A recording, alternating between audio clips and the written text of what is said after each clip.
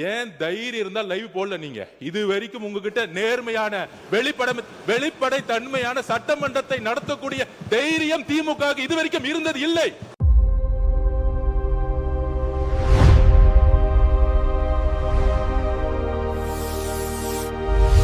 Welcome to talk of town. எதற்கு பயம்? சட்டப்பேரவை நேரலை குறித்து திமுகவுக்கு ஆதவ் அர்ஜுனா, புசி ஆனந்த் பதிலடி. தமிழ்நாட்டில் முதல் முறையாக சட்டப்பேரவை நிகழ்வுகள் தொலைக்காட்சிகள் மட்டுமின்றி சமூக வலைத்தளங்கள் மற்றும் இணையவழி தளங்கள் மூலமாகவும் நேரடியாக ஒளிபரப்பப்பட்டு வருவது அரசியல் வட்டாரங்களில் கவனம் பெற்றுள்ளது.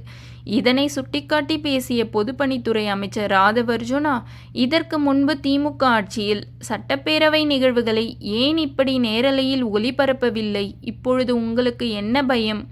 நாங்கள் எந்த பயமும் இல்லாமல் சட்டப்பேரவையை நேரலையில் ஒளிபரப்புகிறோம். முதல் முறையாக இதை நாங்கள்தான் செய்கிறோம் என்ற வகையில் திமுகவுக்கு கேள்வி எழுப்பியதாக கூறப்படுகிறது.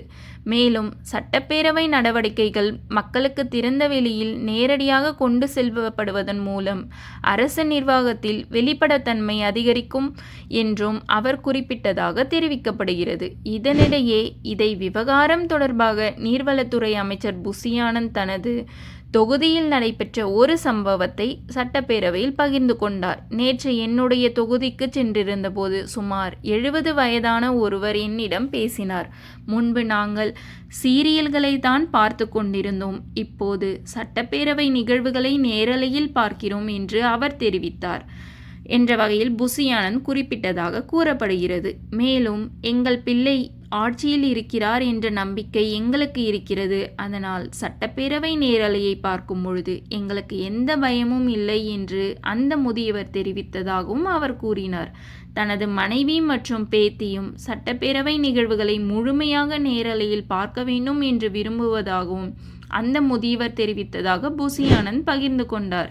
இதனால் சட்டப்பேரவை நிகழ்வுகளை நேரடியாக மக்களிடம் கொண்டு செல்லும் நடவடிக்கை குறித்து ஆளுங்கட்சியினர் பெருமிதம் தெரிவித்த நிலையில் மக்கள் நேரடியாக சட்டப்பேரவை நடவடிக்கைகளை பார்க்க வேண்டும், ஆட்சியின் செயல்பாடுகள் வெளிப்படையாக இருக்க வேண்டும் என்ற கருத்தும் முன்வைக்கப்பட்டுள்ளது.